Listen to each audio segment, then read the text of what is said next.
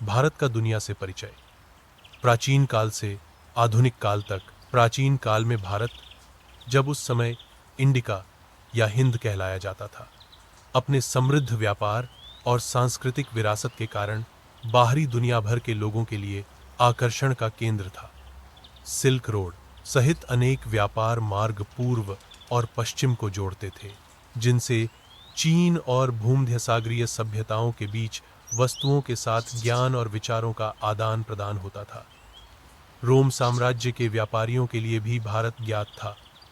प्राचीन रोम से भारतीय उपमहाद्वीप तक की समुद्री व्यापारिक यातायात बहुत व्यापक थी और कई रोमन सामरिक बंदरगाह प्राचीन भारत में बने मिलते हैं। वस्त्र, गहने, मसाले और कीमती धातुएं भारत से होती हुई पश्चिम की ओर जाती थीं, जबकि चमड़े, सोना, वन्य उत्पाद आदि यूरोप से भारत आते थे। रोम पूर्वीय व्यापार मार्ग भारतीय इतिहास की पहली सनसनी बने। यही सिल्क रोड का प्रभाव था कि पेट्रोलेमी जैसे यूनानी खगोल शास्त्री और भूगोलवेत्ता ने भी अपने विश्व मानचित्रों में भारत को स्थान दिया। 1482 में प्रकाशित मैक्सिमस प्लान्यूडेस के संपादन पर आधारित पटोलेमीय मानचित्र में मर इंडिकम, भारतीय सागर की वृहद संकल्पना दिखती है। चित्र में काले अक्षरों में मर इंडिवियम लिखा है। इस मानचित्र से स्पष्ट है कि दूसरी शताब्दी में भूमध्यसागरीय दुनिया भारत को जानती थी और व्यापारिक संपर्क की महत्ता महसूस करती थी। यूनानी राजदूत मेगास्थनीज का भारत वर्णन चीन और रोमन व्यापार के साथ साथ प्राचीन यूनान और फारस से भी भारत की खबर पहुंची। सिकंदर महान के पूर्व और बाद में यूनानी राजदूत भारत आते जाते थे। इनमें प्रमुख थे मेगास्थनीज, जो चौथी तीसरी शताब्दी ईसा पूर्व में मौर्य सम्राट चंद्रगुप्त मौर्य के दरबार में निवास करने वाले यूनानी दूत थे। उन्होंने भारत का विस्तृत भूगोल, शासन व्यवस्था और समाज व्यवहार के बारे में इंडिका नामक ग्रंथ 4 खंडों में लिखा। यह तत्कालीन यूनानियों को ज्ञात भारत का अब तक का सबसे संपूर्ण वर्णन था और बाद में स्ट्रैबो, प्लिनी, अर्नियन जैसे इतिहासकारों के लिए प्राथमिक स्रोत बना। इस प्रकार मेगास्थनीज के विवरणों ने पुरातन वैश्विक समुदाय को भारत की भूमि, उसकी संस्कृति और राजनीति से परिचित कराया। उदाहरण के लिए उन्होंने नदियों, परंपरागत रक्षा व्यवस्थाओं और सामाजिक संस्थानों का बारीकी से लिखा, जिससे यूनानी और रोमन विद्वानों को भारतीय तटों और नगरों का आभास हुआ। चीनी तीर्थयात्री और बौद्ध लेखक प्राचीन और मध्ययुगीन भारत का ज्ञान पूरे एशिया में फैला। 5वीं सदी की शुरुआत में चीन के एक बौद्ध भिक्षु फाहियन भारत आए। उन्होंने लगभग 399-414 ईस्वी में भारत का भ्रमण किया और बौद्ध धर्म ग्रंथों की खोज की। उनके संग्रह किए गए अनुभवों ने चीनी भाषा में बोध गया की यात्रा जैसी रचनाएं जन्मी, जिनसे चीन में भारत की जानकारी फैली। भीष्मवीर ने हिंद महासागर पार कर चीन से भारत तक कठिन यात्रा की। सन 645 में वेनसांग शुआनजांग नामक चीनी बौद्ध चिंतक भी भारत आए और नालंदा विश्वविद्यालय में गहन अध्ययन किया। उन्होंने भारत में बुद्ध के प्रमुख तीर्थ स्थलों की तीर्थ यात्राएं की और बाद में विस्तृत महान तांग चीन का हिंदुस्तान यात्रा वृत्त नामक ग्रंथ लिखा। उनके यात्रा वृत्तांतों में भारत के तट, पर्वत, नदियां और संस्कृति का बहुत विस्तृत वर्णन है, जो इतिहासकारों और पुरातत्वविदों के लिए अमूल्य स्रोत माना जाता है। चीन लौटने पर उनकी रिपोर्ट ने चीन में भारतीय दर्शन, गणित, खगोल और साहित्य का विस्तार किया। ये दोनों धर्मयात्री नए नए मार्गों, समुदायों और भाषाओं के जरिए भारत की जानकारी दूर दूर तक ले गए। मध्यकालीन इस्लामी यात्री एवं विद्वान। मध्यकाल में इस्लामिक दुनिया के शासकों और विद्वानों ने भी भारत की ओर रुख किया। 11वीं शताब्दी में ख्वारिज़मी गणितज्ञ अल बिरूनी महमूद गजनी के साथ भारत पहुंचा। वहां उन्होंने हिंदू धर्म, दर्शन, विज्ञान और भाषा पर विधिवत अध्ययन किया और किताब अल हिंद, भारत की किताब नामक महान वैज्ञानिक एवं ऐतिहासिक ग्रंथ लिखा। अल बिरूनी ने भारत की सभ्यता पर इतने यथार्थपूर्ण प्रेक्षण और विवरण दिए कि उन्हें भारतीय विज्ञान व संस्कृति का विश्वविख्यात इतिहासकार माना गया। वहीं 14वीं शताब्दी के मध्य में मोरक्को के यात्री इब्न बतूता ने भारत की यात्रा की। 1333 में उन्होंने हिंदुस्तान के तटवर्ती क्षेत्रों जैसे गुजरात, मलाबार की विभिन्न सल्तनतों का भ्रमण किया।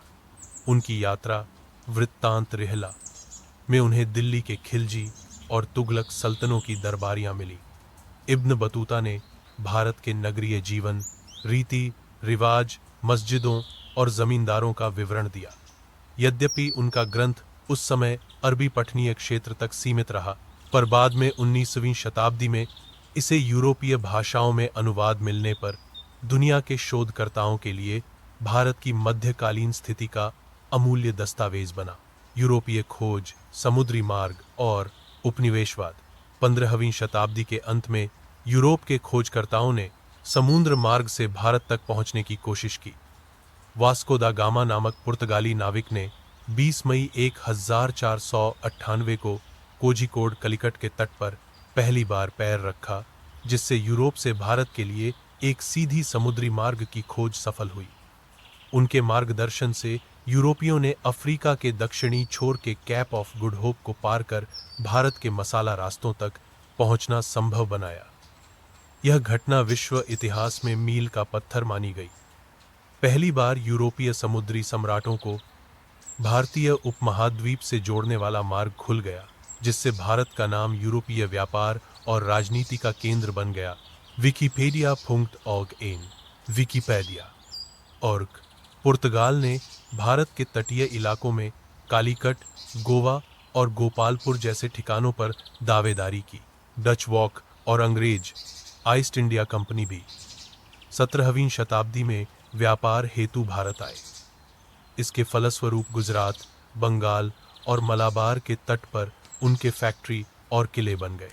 फ्रांसीसी ने भी 17वीं 18वीं शताब्दी में पोंडिचेरी, चेन्नई जैसे स्थलों पर उपनिवेश स्थापित किए। ब्रिटिश ईस्ट इंडिया कंपनी की स्थापना 1600 में हुई थी, जिसका उद्देश्य हिंद महासागर क्षेत्र, विशेषतः भारतीय उपमहाद्वीप के साथ व्यापार करना था। प्रारंभ में कंपनी केवल कपड़ा, मसाला और चाय के व्यापार में लगी, लेकिन धीरे धीरे उसके नियंत्रणाधीन क्षेत्र बढ़ते गए।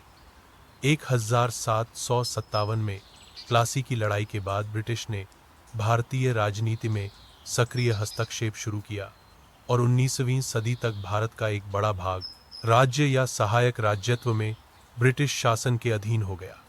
उन विजेताओं ने पश्चिमी नक्शों पर इंडिया नाम दर्ज किया और विद्यालय, कॉलेजों में भारतीय इतिहास पढ़ाना शुरू किया।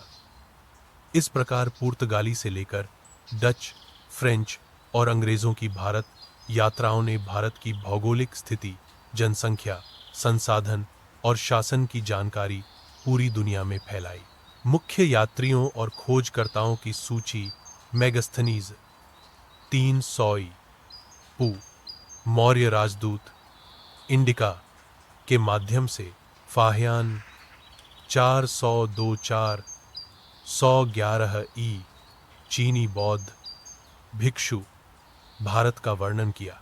ह्वेनसांग 632, 645 चीनी बौद्ध तीर्थयात्री भारत में विस्तृत अध्ययन। अलबिरूनी 1030 फारसी विद्वान भारत के सांस्कृतिक और वैज्ञानिक अध्ययन। इब्न बतूता 1333, 1341 उत्तर अफ्रीकी यात्री भारत में दिल्ली सल्तनत का अवलोकन। वास्को दा गामा 1498 पुर्तगाली नाविक अफ्रीका पार कर भारत पहुंचा। एंथरपीक Wikipedia org British East India Company 1600 व्यापार नियंत्रण के साथ भारत में राजनैतिक प्रभुत्व। निष्कर्ष समूचे इतिहास में व्यापार, यात्रा और खगोलिक खोजों ने दुनिया को भारत नामक देश की सूचना पहुंचाई। प्राचीन व्यापार मार्गों से गुजरती मसाले, चावल और रेशम की महक ने भारत को भूमध्य सागर तक पहुंचाया। मैगस्थनीज और चीनी भिक्षुओं के विस्तृत लेखनी ने भारत की सभ्यता का परिचय जगाया। मुस्लिम विद्वानों ने भारत के ऐतिहासिक वैभव को लिखा, तो यूरोपीय समुद्री यात्राओं ने इसे वैश्विक नक्शों पर स्थापित किया। इन सभी माध्यमों के मिलन से दुनिया ने जाना कि भारत एक अद्वितीय देश है, प्राचीन संस्कृति और आधुनिक विविधता का गढ़। आज भी इतिहासकार इन यात्राओं के अभिलेखों में खोकर उस महाकाव्य को समझते हैं, जिसमें एक छोटा उपमहाद्वीप पूरे विश्व को आकर्षित कर गया।